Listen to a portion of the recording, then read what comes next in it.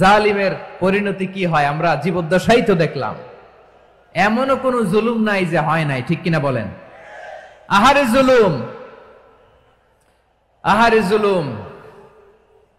Recently আয়না ঘরের কিছু ছবি প্রকাশিত হয়েছে সোশ্যাল মিডিয়ায়, দেখেছেন আপনারা? হ্যাঁ, ছোট্ট একটা জায়গা, স্বাধীন মানুষকে প্রাণীর মতো পাখির মতো খাঁচায় বন্দী করে রেখেছে। কখন দিন কখন রাত কিচ্ছু জানে না, কখন দিন কখন রাত কিছু জানে না। বছরের পর বছর কেটে গিয়েছে। এক্সট্রা জুডিশিয়াল কিলিং এর কোনো হিসাব নাই, বিচার বহির্ভূত হত্যা, এনফোর্স ডিসঅ্যাপিয়ারেন্স, গুম, যেটা সবচাইতে বড় মানবতা বিরোধী অপরাধ। কত মানুষ যে গুম হয়েছে তার কোনো ইয়ত্তা নাই।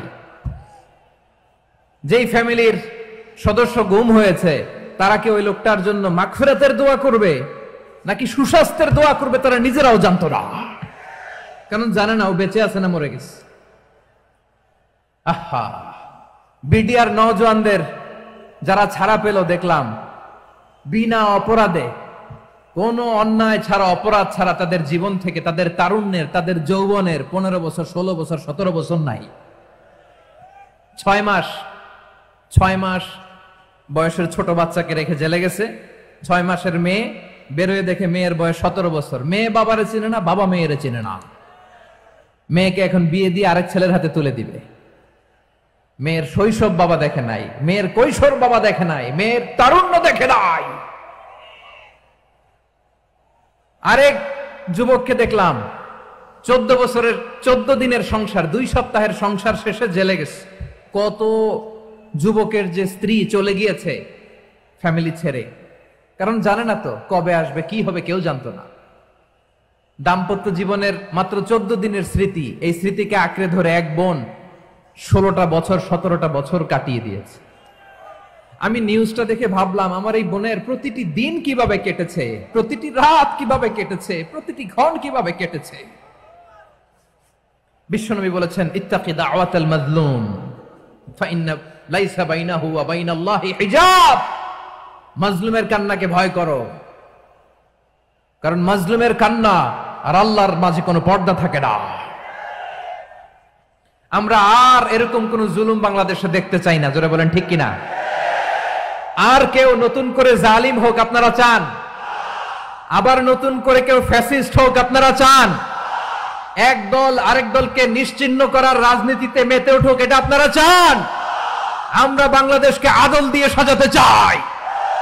আমরা এই 56,000 বর্গ মাইলের প্রতিটা ইঞ্চি মাটিকে কোরআনের আইন দিয়ে সাজাতে চাই। রাজি আছেন আপনারা?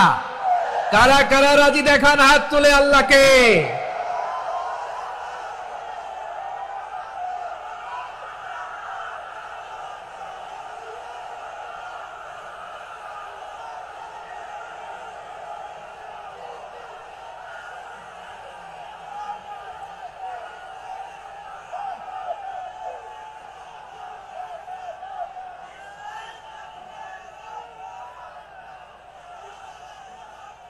বসুন আমার প্রিয় বীর চট্টলার তৌহিদি মুসলমান, আমরা আর নতুন করে কেউ জালিম হোক এটা চাই না, নতুন করে আবার কেউ ফ্যাসিস্ট হোক আমরা চাই না, এক দল আরেক দলকে নিশ্চিহ্ন করার রাজনীতি করুক আমরা চাই না।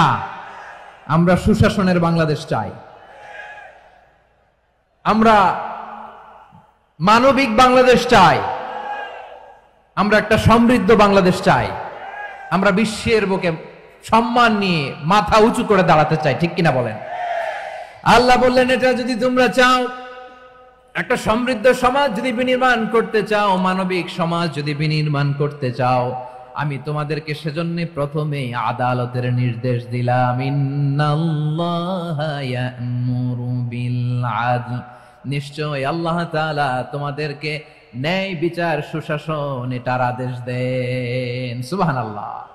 আল্লাহ তাআলা বলেন যে আমি জুলুমকে নিজের জন্য হারাম করেছি এবং তোমাদের জন্য হারাম করেছি।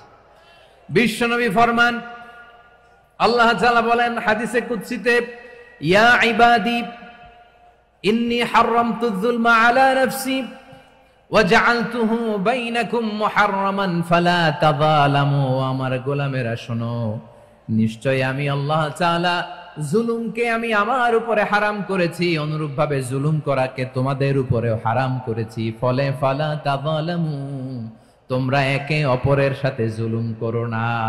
নির্দেশনাটা কার? খবরদার, জুলুমের সাথে আমাদের কোনো সম্পর্ক নাই। আল্লাহ তাআলা আদলের আদেশ দিয়েছেন, আদালতের আদেশ দিয়েছেন, সুশাসনের, ন্যায় বিচারের আদেশ দিয়েছেন। ইন্নাল্লাহা ইয়ামুরু বিল আদল, আমাদেরকে আদল প্রতিষ্ঠা করতে হবে। জুলুমের সাথে ইসলামের কোনো সম্পর্ক নাই। আল্লাহ তাআলা জালিমদের জন্য কঠিন শাস্তি প্রস্তুত করে রেখেছেন। যারা এই আদলকে ভুলুণ্ঠিত করে জুলুমের রাস্তায় হাঁটতে চায়, তাদের প্রাপ্য কিয়ামতের ময়দানে বুঝিয়ে দিবে কে? আল্লাহ তাআলা তাদের প্রাপ্যকে বুঝিয়ে দিবেন। এজন্য বিশ্বনবী বলে, খবরদার, তোমরা ইনসাফ করবে, আদল করবে, জুলুম করবে না। আয-যুলমু যুলুমাতুন ইয়াউমাল কিয়ামা, জুলুম কিয়ামতের দিন অন্ধকার হয়ে জালিমের ঘাড়ে চেপে বসবে। আবার বিশ্বনবী বলতেন, ইত্তাকি দাওয়াতাল মাজলুম, খবরদার, তোমরা মজলুমের কান্নাকে ভয় করো। ফাইন্নাহু লাইসা বাইনাহু ওয়া বাইনাল্লাহি হিজাব, কেননা মজলুমের কান্নার মাঝে আর আল্লাহর আরশের মাঝে কোনো পর্দা থাকে না। বিশ্বাস হয়? এই কথা বিশ্বাস হয়? এর জলজ্যান্ত প্রমাণ তো আমরা নিজেরাই দেখলাম। হ্যাঁ, মজলুমের কান্না ফুলে ফেপে মহিরুহ হয়ে, পাহাড়ের মতো হয়ে, বিস্ফোরিত হয়ে জালিমের মসনদকে ছারখার করে দিয়েছে। এর প্রমাণ তো আমরা নিজেরাই তো দেখলাম।